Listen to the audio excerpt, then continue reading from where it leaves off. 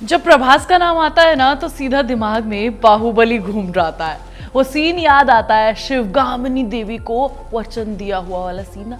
बस वही एक डायलॉग था जिसने पूरे हिंदुस्तान को स्क्रीन पर बांध दिया था। इंडिया का पहला पैन इंडिया सुपरस्टार प्रभास कोई एक्टर नहीं था उस वक्त, वो उस इमोशन को जी रहा था और उनके साथ साथ हम जी रहे थे। फिर आई आदि पुरुष और उसके बाद सब कुछ बदल गया। प्रभास के जितने फैंस थे उससे कहीं ज्यादा हेटर्स हो गए। उसके बाद साहो, सालार और यहाँ तक कि कल्कि भी उस माहौल को बदल नहीं पाई। अब तो लोगों को, खासकर हिंदी सिनेमा देखने वालों को पता भी नहीं कि प्रभास की अगली मूवी कौन सी है। राजा साहब का टीजर कुछ टाइम पहले आया था और कोई भी उसे नोटिस नहीं कर रहा था। भाई ऐसा क्या हो गया कि आखिर प्रभास जो एक टाइम पर पैन इंडिया स्टार हुआ करते थे वो आज की डेट में किसी के लिए रिलेवेंट ही नहीं रहे। देखो, सबसे पहले राजा साहब के टीजर पे थोड़ी सी बात कर लेते हैं। तो प्रभास बैकग्राउंड में भारी भरकम आवाज के साथ दिखते हैं, लाइटिंग बढ़िया है, कैमरा भी बढ़िया से मूव करता है, सब कुछ वैसा ही है जैसा किसी एक मास मसाला मूवी में होना चाहिए। ऐसा कुछ नहीं दिखा जिसके लिए तेलुगु स्टेटस को छोड़कर बाकी नॉर्थ में ऑडियंस को एक्साइट कर सके, फील दिला सके। पैन इंडिया में 99% लोग प्रभास के फैन बाहुबली के बाद से बने हैं और राजा साहब में उनका दूसरा साइड जिसमें कॉमेडी, रोमांस ये सब शामिल है, वो किसी ने देखा ही नहीं है। अब कुछ कल्कि में उनकी कॉमेडी को लोगों ने देखा तो लोगों को वो कुछ खास पसंद नहीं आया। समझ में नहीं आता कि वो खुद बोर हो गए हैं या फिर जनता से बोर हो गए। क्या बाहुबली जैसी मूवी उनके लिए ब्लेसिंग कम और श्राप ज्यादा हो गई है? क्योंकि अब आप सालों तक एक ही इमेज पर टिके रहते हैं और फिर उसे भागने की, उसे बदलने की कोशिश करते हैं तो वो जनता को धोखा सा लगता है। प्रभास को लेकर यही हो रहा है फिलहाल। बार बार अपने कंफर्ट जोन से बाहर निकलकर जब वो एक्शन करते हैं, पैसा बार बार लगाते हैं, लेकिन वो काम नहीं करता है ना। देखो, बाहुबली 1 और 2 मतलब इस लेवल की हाइप थी जो दोबारा नहीं बनी है। बाहुबली 2 ने अकेले 1810 करोड़ से ज्यादा की कमाई दी और आज भी इंडिया की सबसे बड़ी फिल्मों के टॉप की लिस्ट में शामिल है।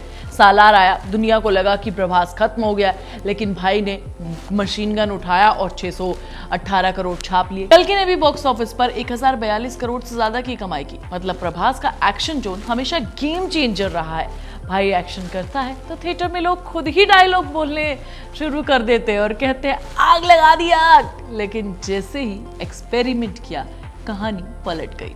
प्रभास ने सोचा कि यार बार बार तलवार गन उठा सकता हूँ, थोड़ा वर्सेटैलिटी दिखाता हूँ, अब सुपरस्टार है, रिस्क तो बनता है ना।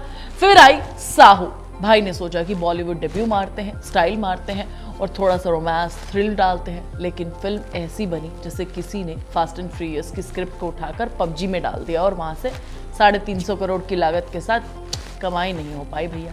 जितनी एक्सपेक्टेशंस थी वो बिल्कुल फुलफिल नहीं हो पाई। राधे श्याम में रोमांटिक अवतार में प्रभास नजर आते हैं, वो तो फ्लॉप की भी फ्लॉप थी। अब भाई जो आदि पुरुष में उन्होंने किया था ना, उसके बाद से वो अपने पाप धो ही नहीं पा रहे हैं। फैंस बोले कि भाई तू बर्फीला तूफान था, ये इमोशनल लहर क्यों लेकर आ गया? राधे श्याम को देखकर ऐसा लगा कि जैसे प्रभास को जबरदस्ती लव लेटर्स पढ़वाए गए हों और बॉक्स ऑफिस पर पानी पानी हो गया। मतलब उनकी इज्जत का पानी पानी हो गया। फिर आया सबसे बड़ा झटका, बजट 600 करोड़ से भी ज्यादा का, रोल भगवान राम का, इरादा इतिहास बनाने का। लेकिन स्क्रिप्ट और वीएफएक्स और डायलॉग ऐसे निकले कि लोग बोले इतिहास तो बना दिया लेकिन शर्म का। अगली बार जब आप कोई भी मूवी करो तो भैया सोच समझ कर करना। प्रभास का इरादा सही था लेकिन एग्जीक्यूशन ऐसा निकला कि करियर का सबसे बुरा टाइम आ गया। और अब राजा साहब में वो फिर से जो टीजर हमें दिखाया गया उसमें नाचते हुए, जोक्स मारते हुए और डरते घबराते हुए दिख रहे हैं। मतलब जो बनता अकेले खड़े होने के बाद कम से कम 100 लोगों के पसीने छुटा देता है, वो भूतों से डर रहा है।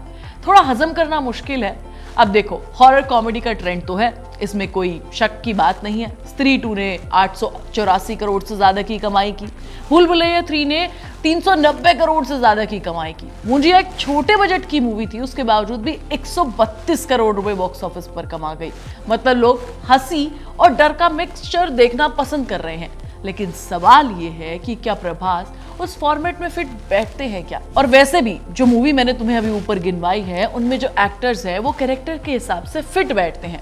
राजकुमार राव हो या कार्तिक आर्यन, उनका स्क्रीन प्रेजेंस हल्की फुल्की कॉमेडी टच वाला रहा है, हमने उनकी दूसरी मूवी में भी देखा है। लेकिन प्रभास, उनकी एंट्री तो आंधी के जैसे होती है ना यार। अब वो मस्ती भरे गानों पर नाच रहे हैं, कॉमिक डायलॉग्स मार रहे हैं, ऐसा लग रहा है जैसे वो जबरदस्ती स्क्रिप्ट में फिट होने की कोशिश कर रहे हैं। देखो यार, मेरा तो ये मानना है कि हर स्टार को एक पहचान मिलती है। जैसे रजनीकांत अपने चश्मे वाले स्वैग के लिए जाने जाते हैं, सलमान खान अपनी दबंगई के लिए, अजय देवगन को उनकी आंखों के लिए जाना जाता है। प्रभास की पहचान क्या है?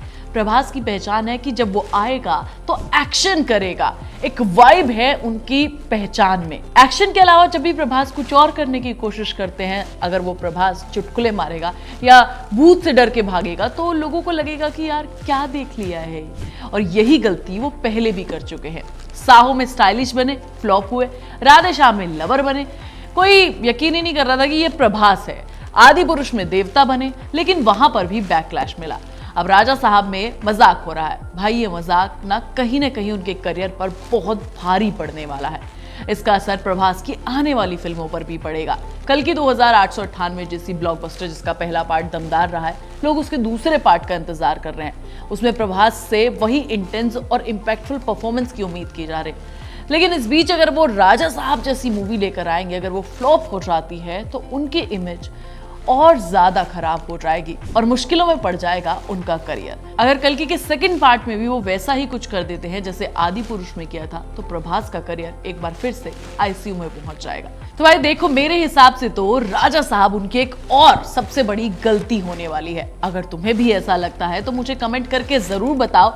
और सबसे बड़ा सवाल, क्या तुम राजा साहब देखने के लिए जाओगे? मैं तुम्हें नेक्स्ट वीडियो में मिलूंगी। तब तक तुम चैनल को सब्सक्राइब कर लेना, वीडियो को लाइक और शेयर कर लेना और बेल आइकन दबाना बिल्कुल मत भूल जाना।